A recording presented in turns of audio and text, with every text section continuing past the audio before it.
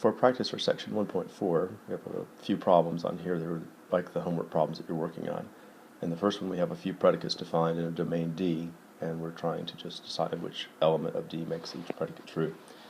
For the first problem, Q of n is n greater than 5, so this is the property that a number is greater than 5. So in D, the numbers that will do that,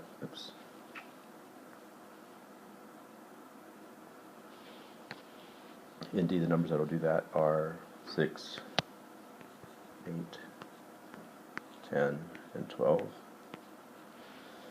R is the property of being even, and we can see that all the numbers are even, so you could just write them all down, or you could just say that it's true when M is in D. You don't have to really write them all down,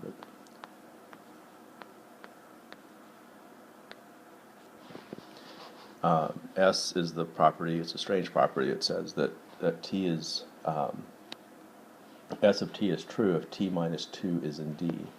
So, for example, 12 makes S true. So S of 12 is true because 12 minus 2 is in D. So let me just write that down. S of 12 is true because 12 minus 2, which is 10, is actually one of the things in D. And so from that point of view, also 10 is going to make S true, and 8, and 6, and 4. The only number in D that doesn't make that true is 0. S2. S of 2 is not true.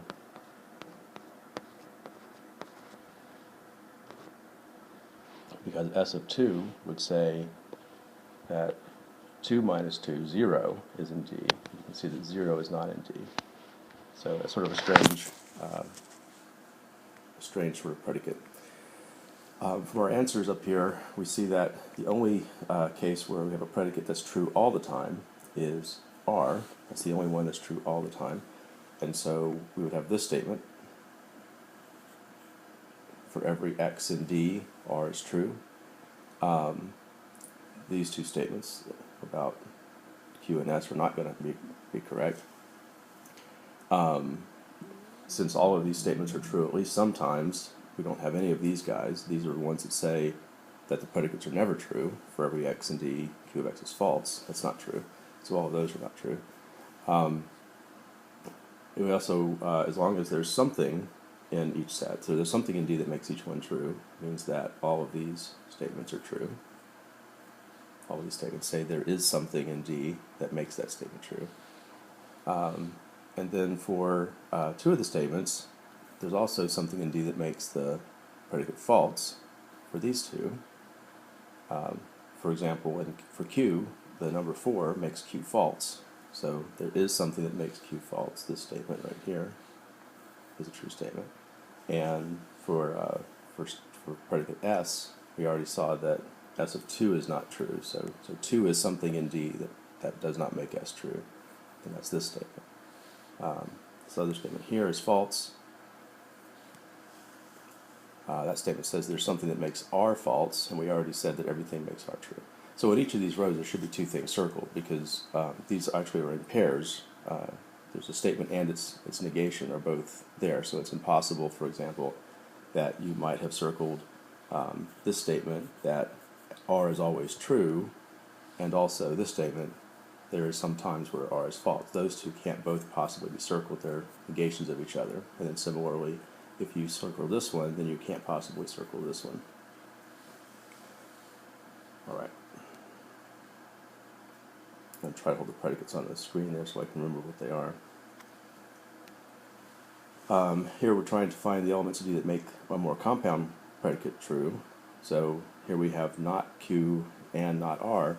And the reason for phrasing it this way is that it's easy to see what makes this true based on our answers to number 1. So for example, not Q and R means we want something that makes the Q predicate false and also the R predicate true. So I want something that's not in this list. Right? These are the things that make Q true. So I want something that's not in here. Well, the only thing in here are 2 and 4. At the same time is in here. So something that's not in this set and is in this set would be something that makes Q false and R true. So if I have these written down, then I can pretty easily answer this question, that it should just be the numbers 2 and 4. Those are the only two things that are not in the set of values that make Q true, but is in the set of values that make R true. And then similarly, I want here I want things that make either Q true or S true. So that would be looking at this set and writing down anything that's in either one of them. So it has to be in here or here. And so that's just going to be everything except 2 again. So why did I start with 6?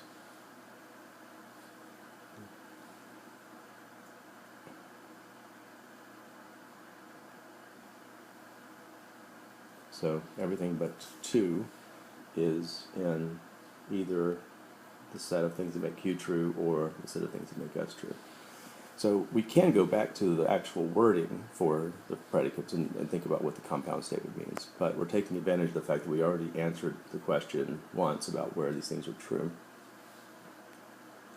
And so then the trickier one, of course, is to think about when things are false, and we can do this the same way, because once I know that Q is true for certain variables or certain values, then I know that Q is false for the other ones, right?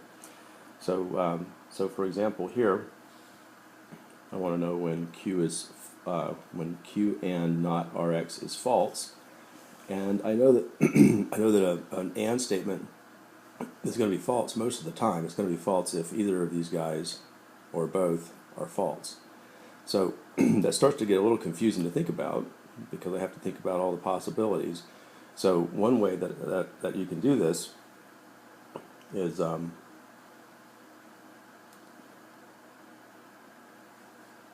to just think about the negation. This statement, a statement is false if its negation.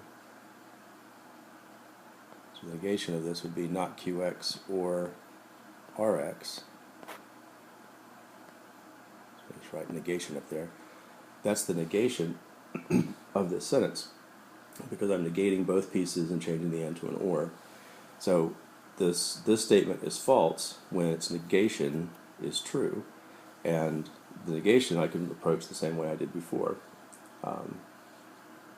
I want all values that make all values of x that do not make Q true or do make R true. So the only values that didn't make Q true are 2 and 4, and the values that make R true are everything. So the values that make either Q not true or R true is just going to be everything. So everybody's going to have, any number you use is going to make this predicate false. And that's easy to see if you go back to the meaning of the original statements. Remember, Q was n greater than 5, and R was n is even. So this statement is saying that Q is greater than, highlighted here, that Q is greater than 5 and R is odd. Well, that never happens. You don't have any numbers greater than 5 that are odd, for which this thing is true, which means that this statement is going to be false always.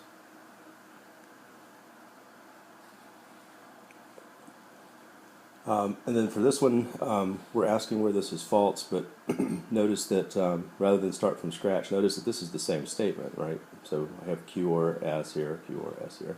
So I already answered where that was true, so it's going to be false just at the other places. So if I already know where a predicate is true, then that predicate, the same predicate is going to be false at all the other values in the domain. So I don't really have to go back and look at it or think about it, since I already have that answer written down. The negations of these, I'll just say out loud, and you can read the solutions. The solutions are on the back of the sheet, but I can't write words very well on this pad. So the negation, so no friend of Elena likes doing cartwheels. Again, you're just thinking about having an argument with someone. If someone says no friend of Elena likes doing cartwheels, the negation or the argument would be some friend of Elena likes doing cartwheels. So the negation of no friend likes doing something is some friend likes doing something. The meals on campus are never too bad. We should just say never bad, I guess. So the implication there is that all meals on campus are always bad, and so the negation would be that some meals on campus are not. No, I'm sorry, some meals on campus are bad. No, wait, the meals on campus are never bad. So some meals on campus are bad would be the negation. Okay, and then finally we have some formal things here, and the point here is to just remember that the rule is that if you're negating something, that the negation can be pushed inside of the parentheses, but when you do that, it's going to flip over the quantifier. So in this case, the negation of for all m not p is there is an m and t, and then this negation here gets flipped. So the result of the not here, some shorthand, but when I push this negation here inside the parentheses, then this guy changes to there exist, and then the negation here hits this negation. And when you have a negation of a negation, then that's just that's a wash. So this will be the negation of that. And then similarly here, if I have, and I'm just again using shorthand because it's hard to write, but so if I have an existential statement with a negation outside, then the negation is going to push inside and flip over the quantifier. So I'll have there for every n and s, and then my negation will be in front of this compound predicate.